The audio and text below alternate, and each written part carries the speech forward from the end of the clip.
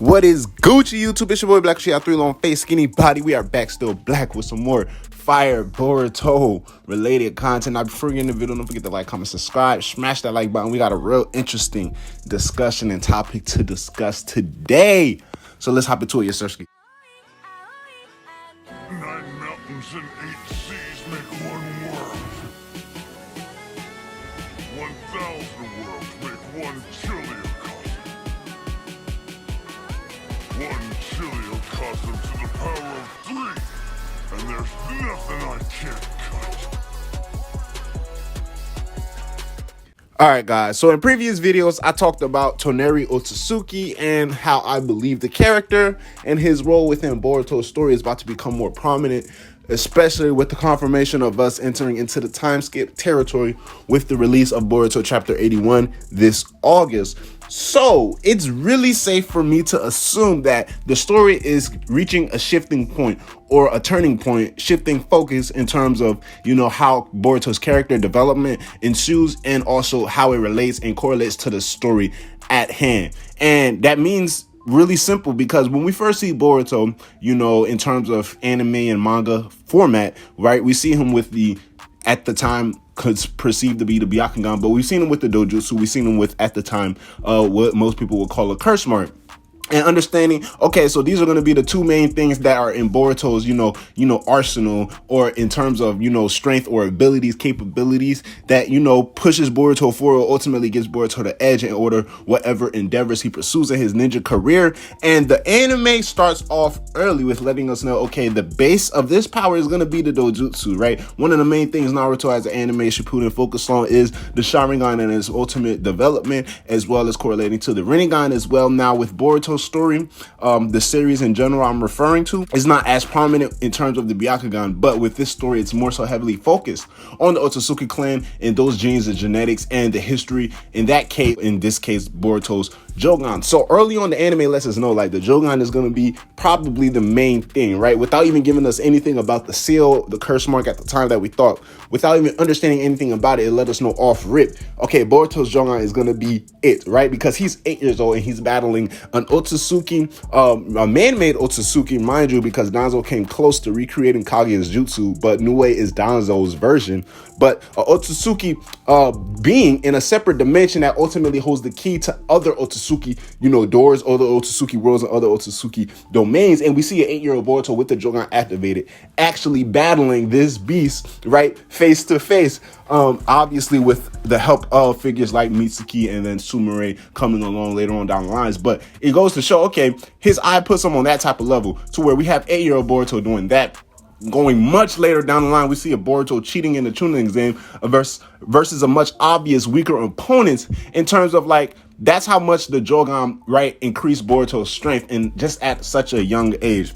And then quickly shifting our focus into the Karma Seal, correlating to whatever Boruto had to deal with at the story on that point in time. Now we understand Momoshiki was highly anticipating Boruto to lose everything, and how everything unfolded obviously didn't go as planned to Momoshiki, and I already discussed his character and what I believe they are planning for Momoshiki as a character moving forward, how they plan to go about his character, either writing him out the story, writing his character in a different role, or ultimately preparing his character for the purpose that he's going to fulfill within Boruto's story. But Momoshiki being a threat to taking over Boruto's life, that storyline is dead. I believe it's officially over. We're done with Momoshiki's prophecy, and it ultimately going to bleed into Toneri's prophecy. Now, Toneri's prophecy we came across first, but also with Toneri's prophecy, it also ties into Momoshiki's prophecy. And it's all of the signs that the prophecy has begun, because the first initial thing that Toneri did, and also a side note that this whole Boruto and Nue situation is not anime only content, but it's actually a novel adaptation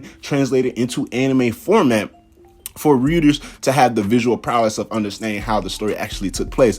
But Toneri ultimately allowed Boruto's Jogan to be awakened. A lot of people misconceive and believe Toneri gave Boruto the Jogan, and it's clear that he didn't. It's implicated and stated simply, I'm not even going to say implicated, it's flat out stated in multiple source materials. Toneri did do something to Boruto, to the Byakugan princess's child, allowing Boruto the ability to unlock his Jogan earlier, much earlier than the eye was supposed to be awakened by Boruto. And then we understand at the end of the arc, Toneri flats out say it, it's going to be a long time before the Jogan's time, approaches and it's awakened again. And he just simply hopes that Boruto will be ready for that time to come. Now, Toneri's prophecy, how does it ultimately bleed into Momoshiki's? Momoshiki's was very one-dimensional. You're going to lose everything. Those blue eyes will one day take everything away from you. You're going to fall into a deep despair, a whole lot of bad and negative things. And Toneri kind of feeds off of that. Boruto eye has the potential to be the star of hope. It goes both ways, right? Is he going to be at the center or the cataclysm of the destruction,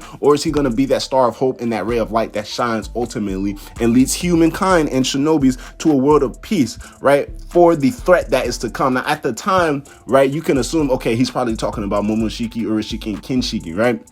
It would assume so, but it's much more bigger than that because there's a whole lot of more things to take into account. Now, when Urashiki confronted Toneri, it was true that Toneri was concerned for Boruto not being ready, but it all plays into, what Boruto would do. What did Toneri see that ultimately allowed him to believe, okay, Boruto can be the star of hope. His eye can be the light that shines through that darkness, but it's also interesting because he's going to have a very dark path to walk towards it, and he's going to be able to overturn that. That's whole Toneri's prophecy right there. His whole thing was Boruto is going to face a great fate that ultimately can put him in a position to destroy the world or put him in a position to be the savior of this world. And I believe that he saw the glimpses of, him having to deal with the Momoshiki situation and ultimately it not falling through. Now, why would it correlate to where Momoshiki didn't see his own future as opposed to what Toneri saw? It can still tie into the fact that, Momoshiki told one side of the story. Toneri said both sides. He said it can definitely happen, going Momoshiki's way, but Boruto is going to be the star of hope. His eye is going to be the one that changes everything.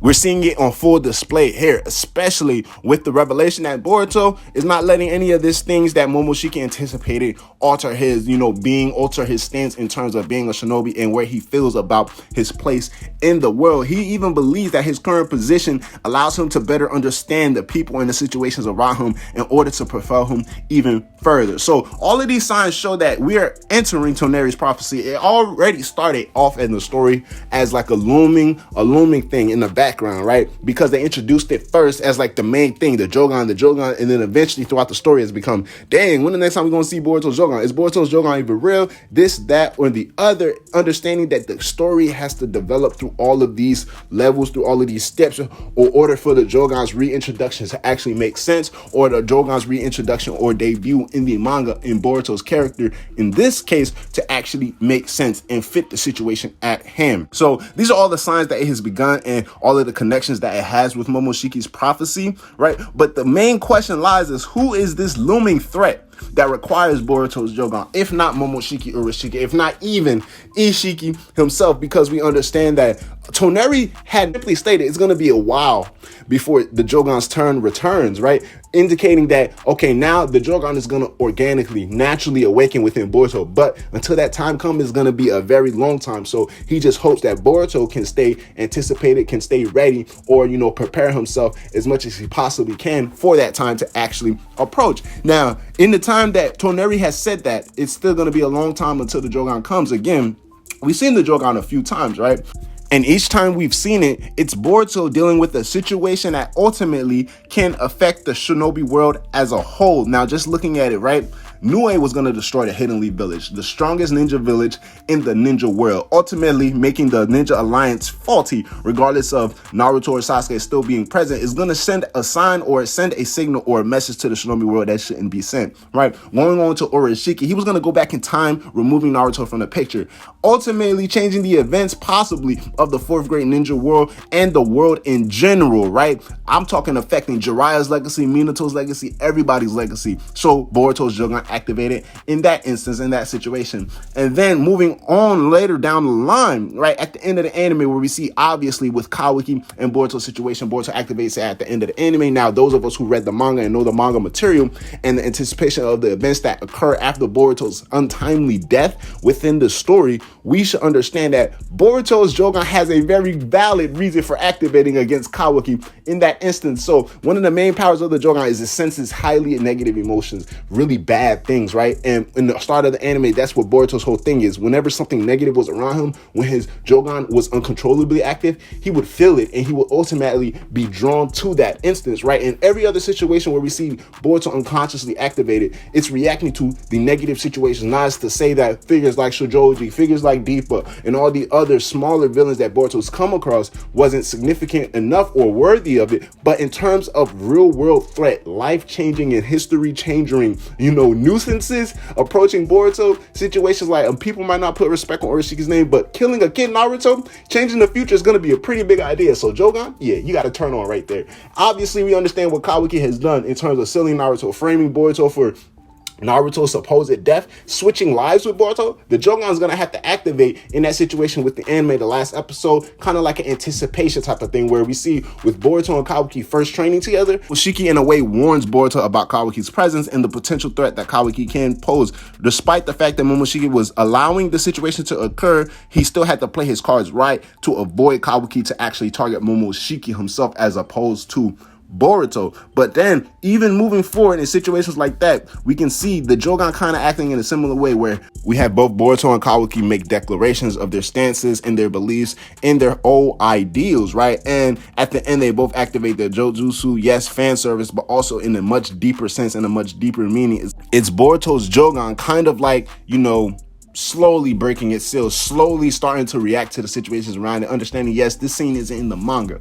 But moving forward, right, obvious that Boruto's story is taking a whole different direction. It's pretty obvious that they're kind of leaving behind the whole Momoshiki becoming a threat of taking over Boruto's body. Ultimately, not saying they're leaving behind Momoshiki, but driving the character in that whole arc between Boruto and Momoshiki as characters in a much different direction, meaning that they're just finished with everything in terms of Boruto having to worry about losing his body constantly or worry about being the one to hurt others around him. Now, it could be much executed in a beautiful way and a beautiful payoff if the situation or the highly anticipated moment comes at the expense of a great cost in the story. But as of right now, yes, the story has moved past that, and Boruto is entering into a new phase of his life where he has to start not only fulfilling TONERI'S prophecy, but he's going to be living through these events as he's already, showcased throughout the story slowly.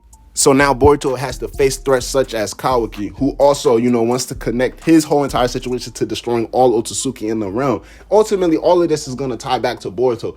Code, who's trying to become a whole new Otsutsuki on his own, has an army of 1,000 plus 10 Tails soldiers, right?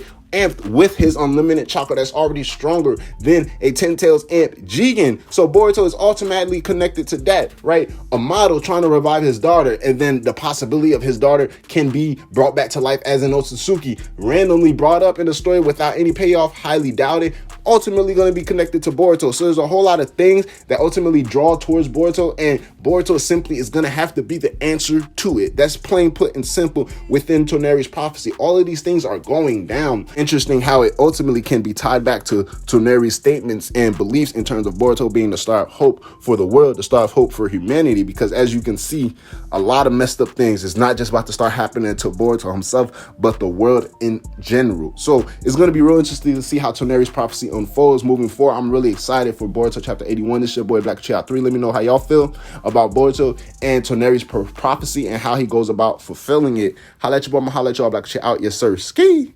Can we take a trip to the sky? Show them that our limit's too high. Cocoa butter hips on the wristlet. She said